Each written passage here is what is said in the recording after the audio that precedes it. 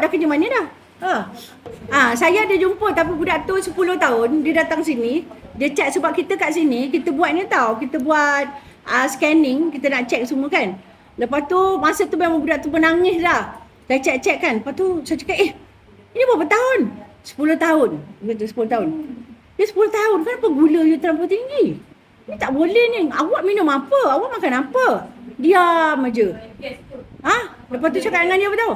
Lepas tu cakap dengan dia kan, yang ni kalau macam ni masih lagi tak ada diberhentikan apa perangai yang tak elok yang duk gasak makan apa benda ala yang gula tinggi ni, tahun depan ni mau kena potong kaki, saya cakap situ.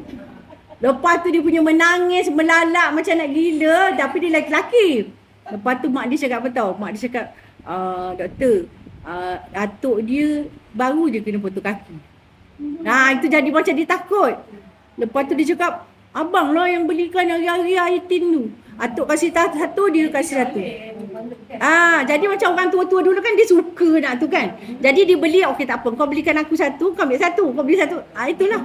Lepas tu dia teringat, atuk aku baru lepas kena potong kaki, depan ni aku kot. Lepas tu saya cakap minum air putih. Tu tak boleh minum air putih, rasa nak muntah kan. Sebab dah biasa manis. Jadi kita ni tak boleh lah macam tu. Jadi glukos yang tinggi ni kan memang sangat bahayalah. Sebab bila rosak je kita punya pankreas tu kan, jadi gula darah jadi macam pekat, jadi akan ada banyak sangat masalah.